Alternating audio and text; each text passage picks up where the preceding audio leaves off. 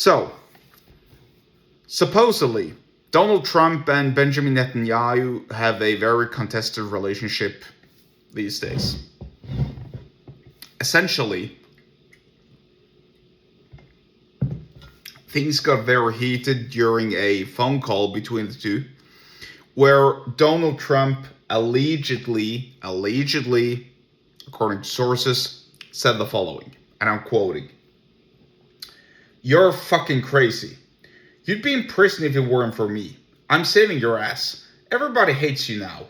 Everybody hates Israel because of this. What the fuck are you doing?" I mean, you can't be more candid and more honest than that. So, I mean, you're going to have to give some credit to Trump. Now, I'm assuming Trump's referring to Benjamin Netanyahu's or Israel's attacks on Lebanon, which does affect the peace talks between the United States and Iran. Now, does that mean that I feel bad for Donald Trump? No, it doesn't, because he got himself and his country into this war all by himself. So it's not like Trump's the victim here in any means or any ways. The victims are the people. The people of Iran, the people of America, the people all around the world who's getting affected by this shortage in oil, in fertilizer, in other important minerals, and the price increase also, of course, of oil and gasoline. But I wanted to talk about something different, because this is a proper use, or I don't know that it is a proper usage, but it is a usage of vision. Because Trump's telling Netanyahu that you'd be in prison if it weren't for me. I'm saving your ass. I don't know that to be true. Maybe it is true. Maybe Netanyahu was so unpopular, or is so unpopular on his home turf, that he risks getting persecuted and put behind bars. I've heard stories about that. Also heard stories that it was under investigation and very, very unpopular, by the way, before October 7th, 2023 happened. Which sort of like gave him a break, in the sense that, all of a sudden there's an external enemy, Hamas, and, let's go bomb Gaza, which is, by the way, atrocious and horrible. And I think it's a genocide that's going on there. And now it's looking more and more like they're taking the same genocide to Lebanon, which is just as horrible.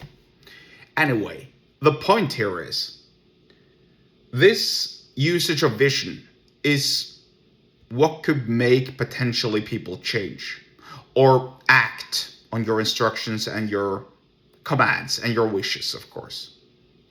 It's kind of like what the doctor told me when I was having a physical at the doctor's office. The doctor measured my height, my weight, my blood pressure, etc. And back then I was a fat fuck.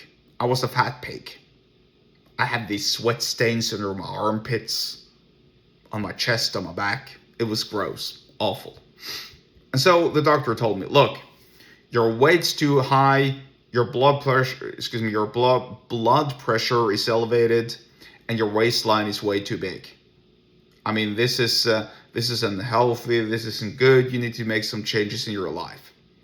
So I defended myself, saying that, no, this is not right. I've always been, what was it? I used something silly like, I've always been big boned and, wide and just a little rough hewn. This is just who I am. This is just normal. Or this is just how I've always been. And she said, yes, but that doesn't mean it's healthy.